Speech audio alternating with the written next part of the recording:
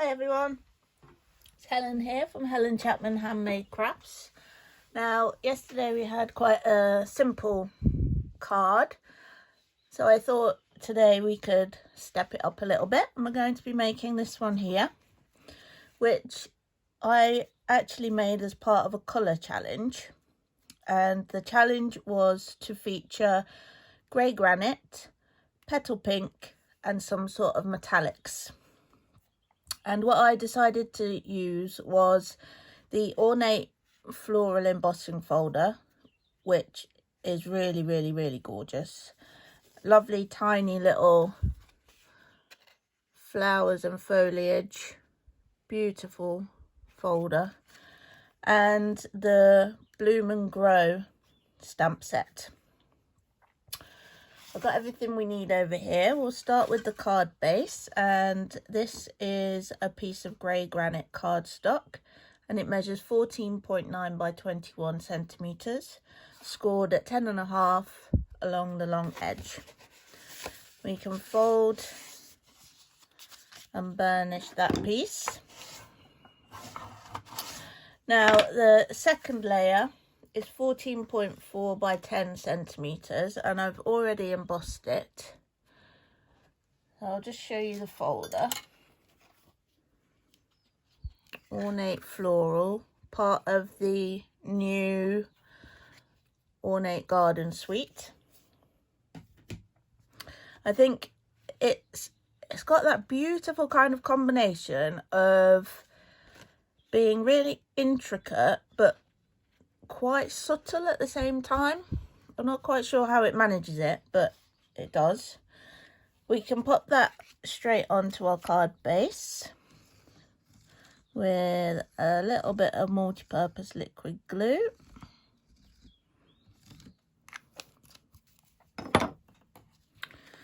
Like so. Just trying to line that up. And then I've done a little bit of the die cutting already, just to save time, because obviously there are quite a few different elements on this card. The metallics that I decided to use was some of the Silver Glimmer paper, and I've used the little leaf die from the Budding Blooms die set, which is the one that coordinates with Bloom and Grow. And I've already stamped a couple of the images. These are stamped in grey granite ink onto Whisper White, and you can see I've started to do some of the colouring with the stamping blends, tying it in with the overall colour scheme. We've got the grey granite blends and the petal pink. That's 2 of our 3 images there. We can do the third one now. We've got a small strip of Whisper White. We've got the third image from the stamp set, and again stamping in grey granite ink. It is quite a long stamp, this one. Few taps, and then even pressure all over, a few seconds, and up we come. Now I'll just die cut this, and then we can have a look at the colouring with the blends. Bear with me a minute. I have got my die cutting machine on a separate table, so hopefully we won't get too much wobble. Maybe just a bit of whirring. Okay. There's our final image. And you can see from the sample that I've not actually coloured in any of the main floral elements. I've just coloured in the leaves, these little berry type things and the tiny flowers. And I think that keeps it looking quite subtle.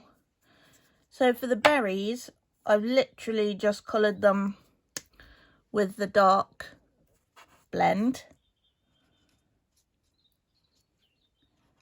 And I've coloured the whole thing. If you really wanted to, you could maybe try leaving just a speck of white, just to kind of give the impression of some light falling on them. But in this case, I'm just going to colour in the whole berry with the single blend.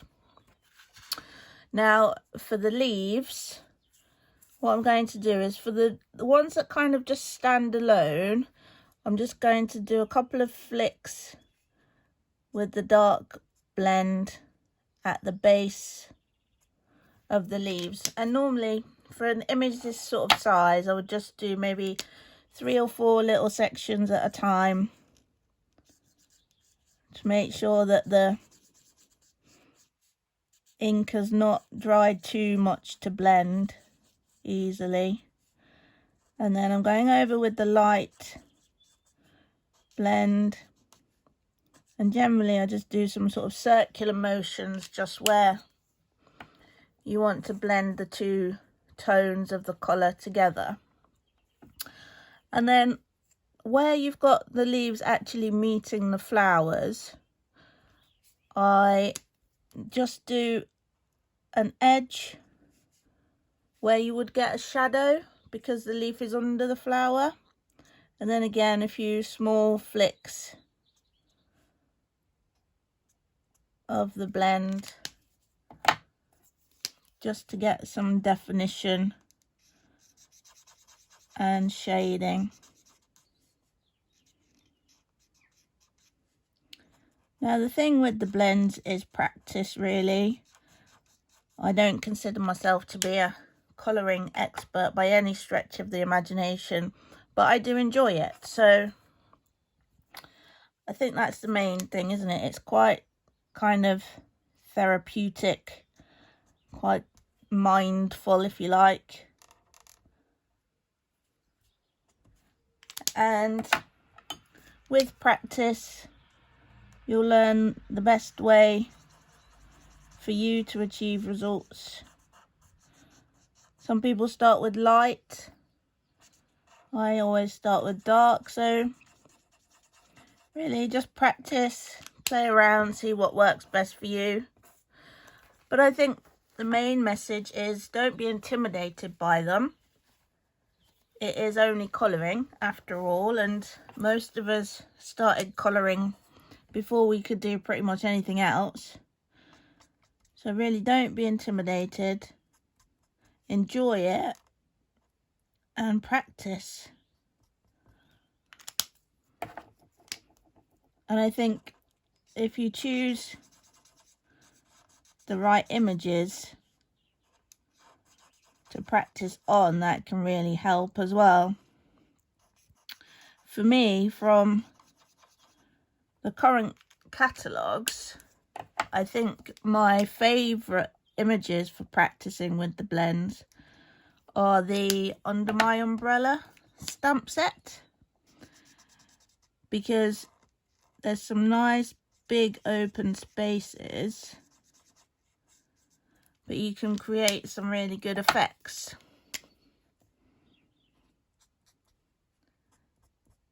Now we're almost there with this, just a few more to do.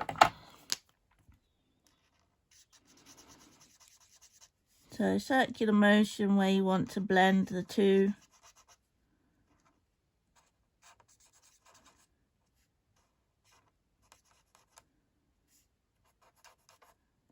Light and dark together. And it just helps to lift the image off of the page by having that shading rather than just a flat colour. Okay, so we can start to layer all of this up onto our card base.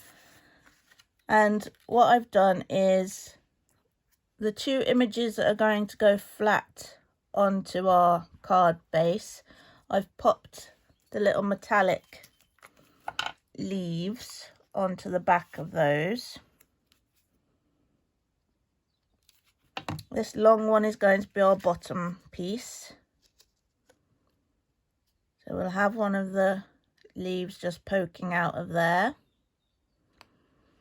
And another one peeking out over here. Oh, that was dropped off. Bear with me.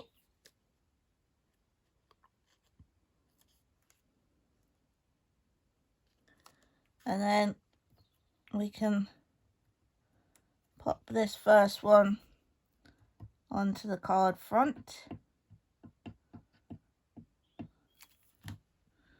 I'll just tip that over gently so that we don't lose those metallics. So I'll pop that one about there. Maybe just wiggle it around a bit. And then the smallest image, again, I'm just going to pop the metallic leaf behind there. It does take a while to grab onto these glimmer sheets, so just be careful of that.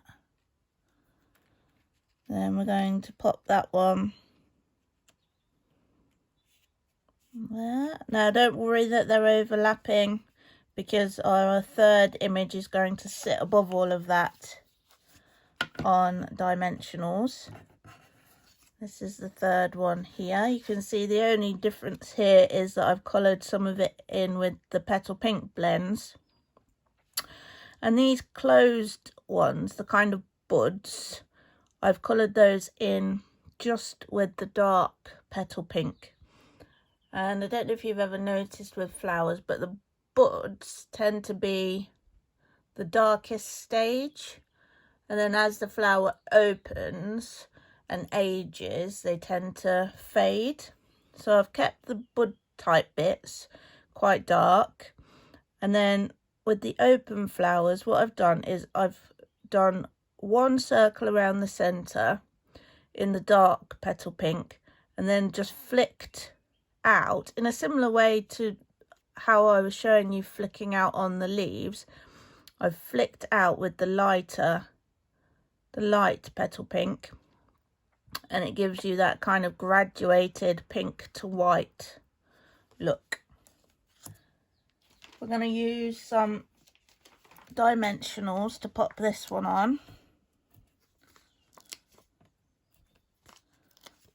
Just spread those around and try and get them into the pokey outy bits, for want of a better phrase. So a few of those just dotted around. We'll remove the backing off of these. Hopefully we will. Yep. Couple more left to go.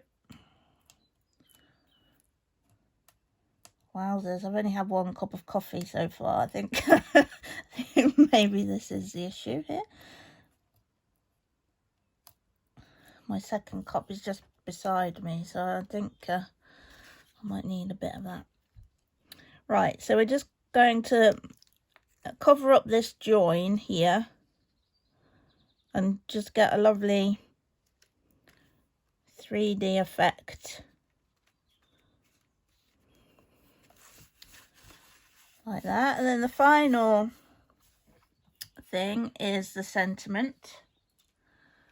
And if I show you the Bloom and Grow stamp set, there are some really nice sentiments in here. You are simply wonderful. Hello.